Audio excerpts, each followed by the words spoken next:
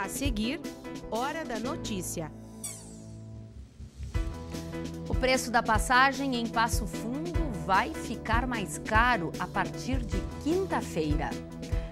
Ter hábitos alimentares saudáveis desde a infância é possível. Você vai ver como através do trabalho que estudantes aqui do curso de nutrição da UPF fazem nas escolas de educação infantil.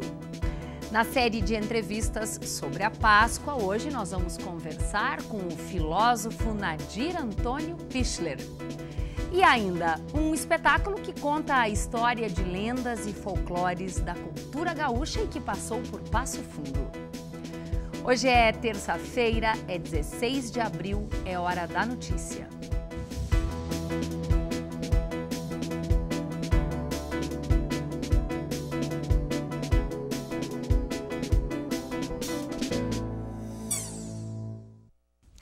A passagem de ônibus em Passo Fundo vai ficar mais cara a partir desta quinta-feira. O preço da tarifa passa a R$ 3,90, um aumento de 25 centavos sobre o valor que é praticado hoje. O reajuste foi anunciado ontem pela Prefeitura e atende ao pedido das 3 empresas que detêm a concessão do serviço na cidade. A BS Bills fechou 2018 com um faturamento superior a 3 bilhões de reais entre as unidades de Passo Fundo e Marialva. O número consta na 3ª edição do Relatório de Sustentabilidade 2018, que foi apresentado ontem, em comemoração também aos 14 anos da BS Bills aqui em Passo Fundo. As 2 unidades produziram no ano passado cerca de 545 mil metros cúbicos de biodiesel. Para a economia de Passo Fundo, entre 2005 e 2016, a BS Bills contribuiu com 12 bilhões e 800 milhões de reais do PIB, o Produto Interno Bruto, e recolheu 470 milhões em impostos. A empresa também investiu quase 2 bilhões de reais no ano passado em projetos sociais, como atividades esportivas, por exemplo. Bom, agora a gente vai falar de alimentação. É que os estudantes de nutrição aqui da universidade desenvolvem estágios em escolas de educação infantil, justamente para inserir na vida dos pequenos a alimentação saudável. Olha só.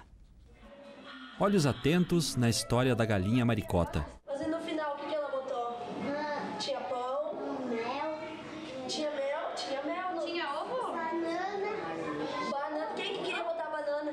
Depois de alguns empecilhos, Maricota finalmente conseguiu comer o sanduíche com pão, milho, quirela e ovo. A história inspirou o lanche dessa criançada, mas com uma adaptação. O sanduíche ganhou um colorido especial. Tava saboroso esse sanduíche? Sim. O que você colocou nele? Cenoura, beterraba, ovo. Tudo isso faz parte de uma das oficinas desenvolvidas pelas alunas da nutrição da UPF.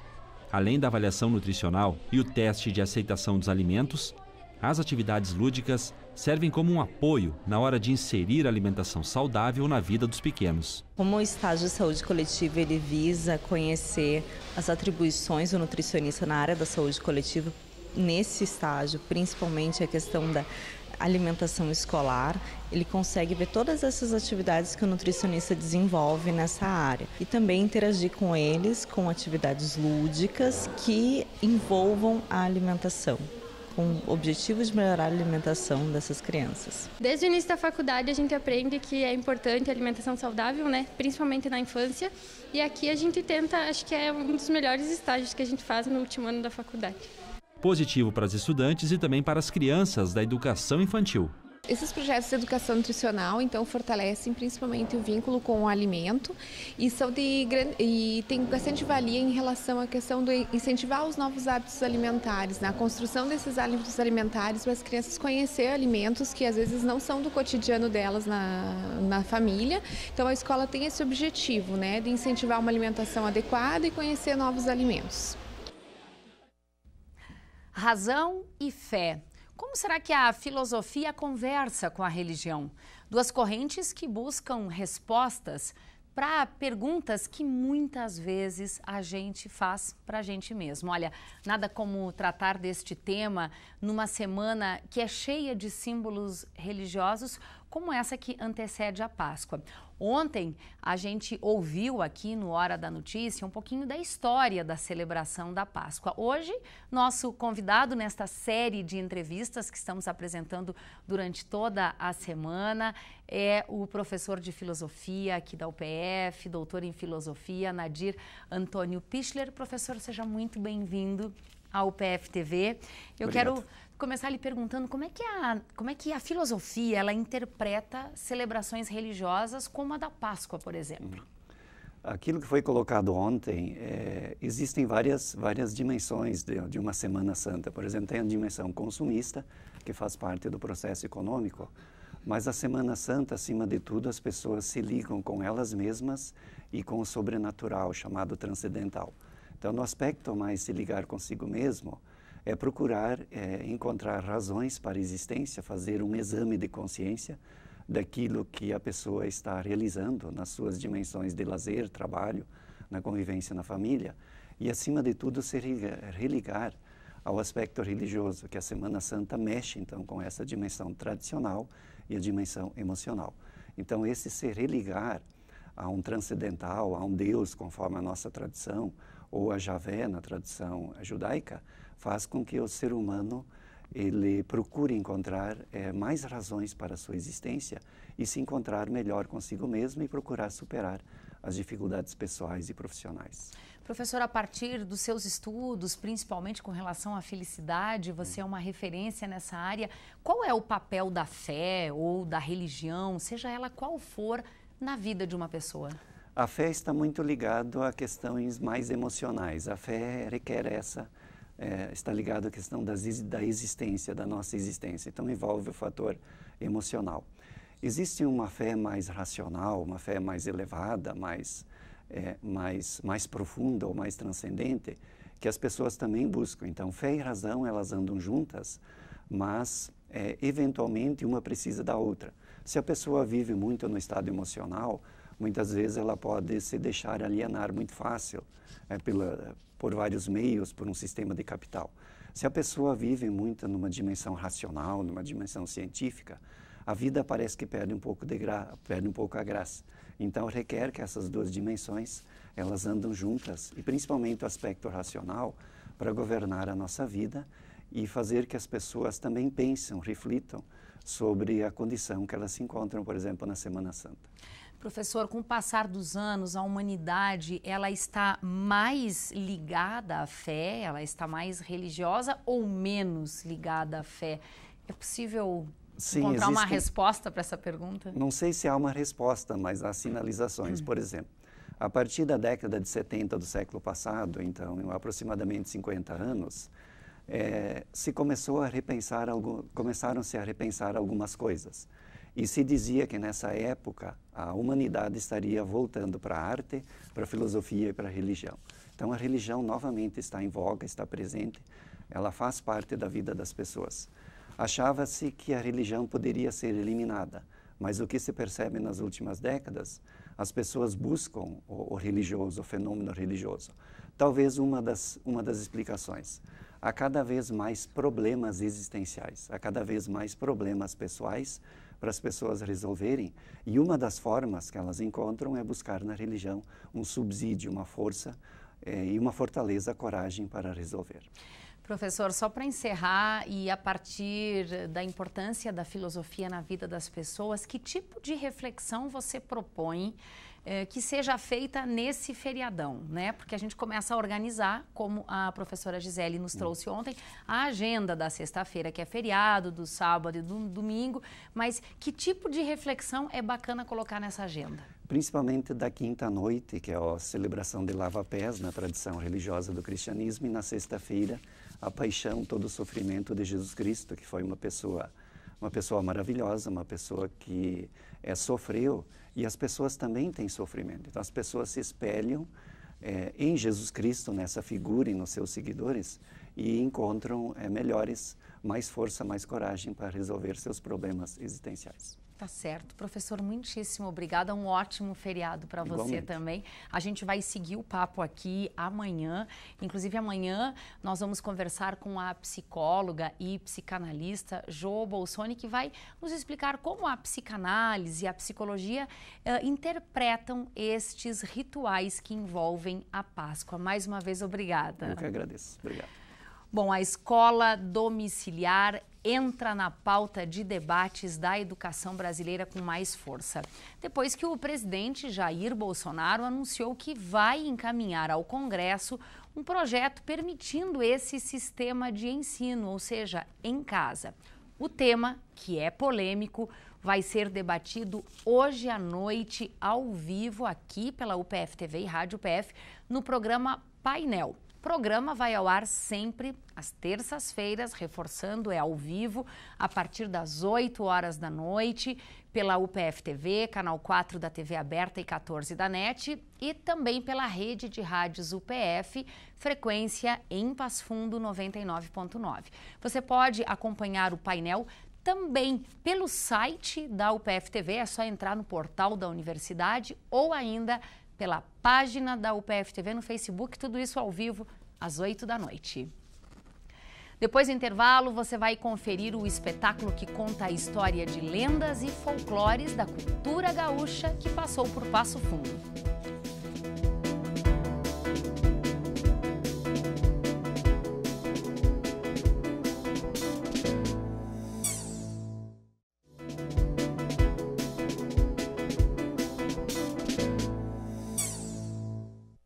Os próximos dias vão ser de tempo seco em Passo Fundo, com temperaturas chegando aos 27 graus. Veja então a previsão para quarta e quinta-feira.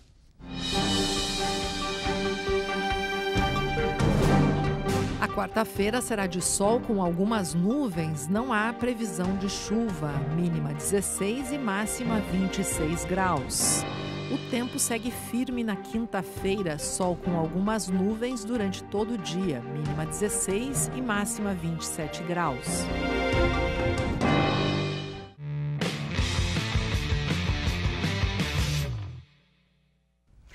A hora agora é de a gente apresentar os resultados dos atletas que recebem o apoio aqui da UPF em competições que aconteceram no último final de semana. E a gente começa com o resultado da karateca Manuela Espessato, campeã em 2 modalidades no 14º Campeonato Estadual de Karatê do JKA em Não Me Toque. O irmão da Manuela, o Augusto Espessato, foi bicampeão na modalidade kata, categoria adulta, e vice-campeão em comitê e comitê equipe. A judoca Enia Pires conquistou a 2ª colocação no Campeonato Brasileiro Regional, que aconteceu em Brusque, Santa Catarina. Bom, na corrida, a atleta Karen Bruneto ficou em 2º lugar na 24ª edição da Volta à Ilha, em Florianópolis, Santa Catarina. O percurso total, 140 quilômetros. No ciclismo, Lorenzo Vutki sagrou-se campeão em 2 etapas da 3ª volta da Buriti em Santo Ângelo. Na primeira, ele venceu em um percurso de 8 quilômetros. Na segunda, ele foi campeão depois de percorrer 110 quilômetros de uma prova de resistência.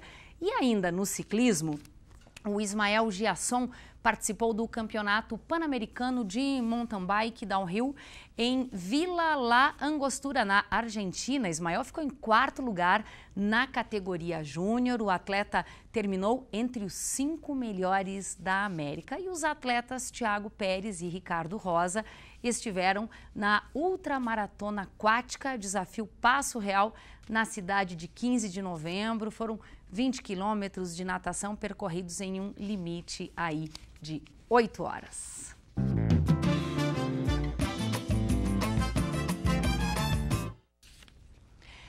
Tem disco novo da Zélia Duncan e quem traz a informação nova, a informação da música, é sempre com o nosso colega da Rádio UPF, Gerson Ponte. Seja bem-vindo. Tudo bem, Thaís? Tudo certo. Ao fazer a pesquisa do disco, eu descobri uma coisa que a gente vai passando o tempo e não se dá conta.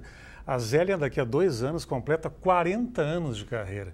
Nesse tempo todo aí, começou em 81, ela começou como Zélia Cristina, teve disco de samba, teve homenagem a Itamar Assunção, ela foi vocalista dos Mutantes durante um tempo, é uma carreira muito bonita. Esse disco traz de volta um produtor que já fez trabalho com ela nos anos 90, uma fase bem pop da Zélia Duncan, que tocou bastante em rádio.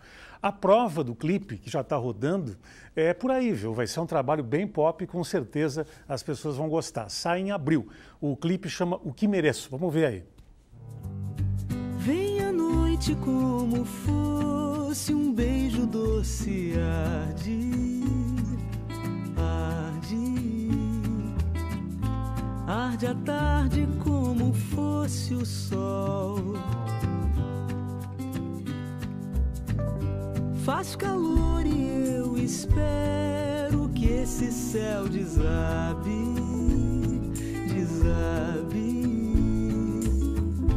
Quem não sabe o rosto sabe o véu.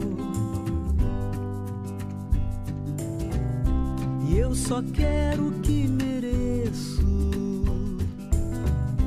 Nem um mar a mais, nem uma gota a menos. Nem um grão a mais, nem um deserto a menos.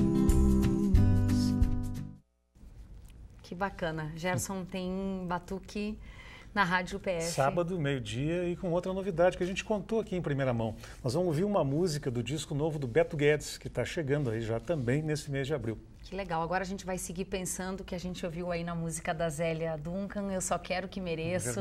É a música fazendo a gente pensar, né? Obrigada. Bacana. Valeu. Olha, um espetáculo que está em cartaz há 7 anos, ele já foi visto por muitos jovens e conta de uma maneira divertida lendas e histórias do folclore gaúcho. A Companhia do Armazém de Santa Maria esteve em Passo Fundo para apresentar Leões do Caverá.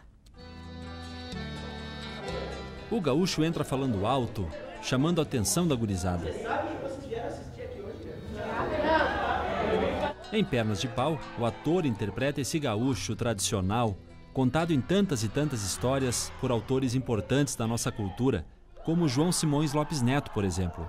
Aí dentro dessa pesquisa que a gente estava fazendo do gaúcho, a gente começou a ramificar. A gente começou para criança, aí a gente começou a pesquisar adulto e paramos no adolescente. E aí nesse espetáculo, o que a gente percebe? Para te entrar no universo do adolescente, tu tem que quebrar algumas regras. Eles gostam de quebrar regras. Então se a gente for ser muito formal, a gente não vai conseguir chegar neles. Lá estava ele, no alto do cerro.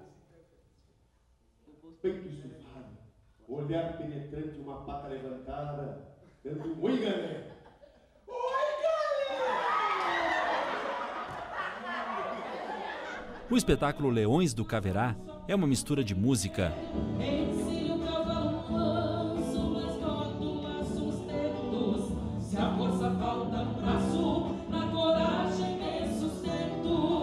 com teatro.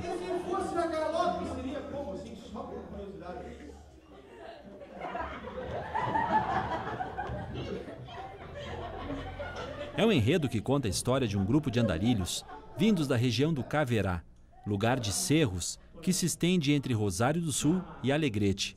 Na Revolução de 1923, entre maragatos, os revolucionários, e os chimangos, os legalistas, o Caverá foi o santuário do maragato Honório Lemes. O caudilho assustava seus inimigos pela valentia. Por isso recebeu o apelido Leão do Caverá. Diferente do Tupi-Guarani, que é mais do mato e mais amistosa. Nesta tribo minuano havia uma índia. O nome Ponaíndia. Pô, quem? Eu posso ser a Índia. Que Índia? Ponaíndia. Se não deixar, vai ser pior. Na peça, o Caverá viaja em busca de suas verdadeiras origens. Através de contos, lendas e cantigas, os andarilhos compartilham suas músicas e suas descobertas.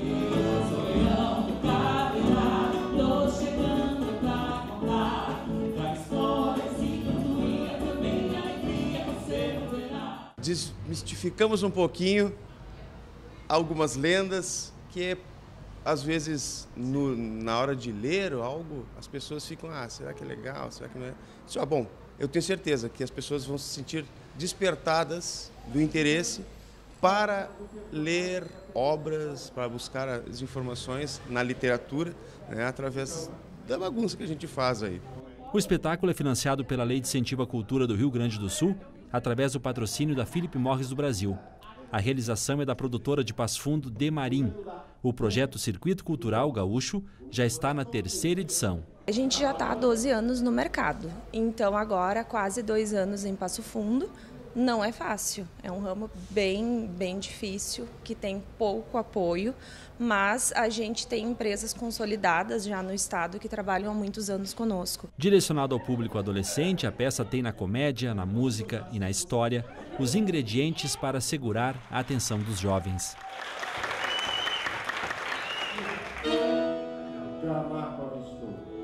No alto do cerro, lá estava ele, altíssimo, peito esculturado, olhar penetrante com a barba levantada. Tem um problema aqui. Falta um personagem. É verdade. Alguém aí pode fazer o viado? Embora a gente faça brincadeiras com algumas coisas gaúchas, a gente está falando histórias que realmente são lendas gaúchas, contadas de uma forma divertida. A gente usa a música gaúcha, os termos são gaúchos e a gente vai conquistando eles aos poucos. A Companhia do Armazém de Santa Maria tem 11 anos, mais de 20 espetáculos e em cartaz conta com 8 produções. A peça Os Leões do Caverá está em cena desde 2012. E aí a gente foi conseguindo chegar neles. Assim, a gente foi trabalhando o espetáculo e moldando ele. O espetáculo de hoje, ele é um espetáculo que vem sendo trabalhado e modificado nesses anos. Então, o resultado de hoje é um resultado do longo do trabalho. As piores batalhas, segundo contam alguns antigos, foram travadas nos dias de vento norte. 3 dias só para o vento norte, para só depois vir o vento minuano. E com ele, a chuva. É a viração que traz o vento.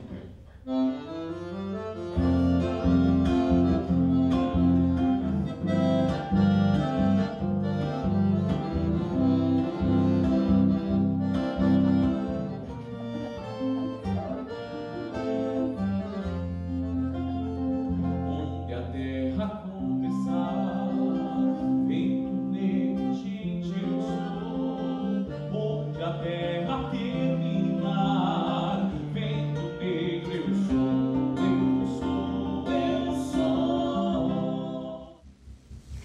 Essas foram as informações de hoje. O Hora da Notícia, reprisa à noite, às 7h30 e às 10h30. A gente volta amanhã ao 12h30. Até lá!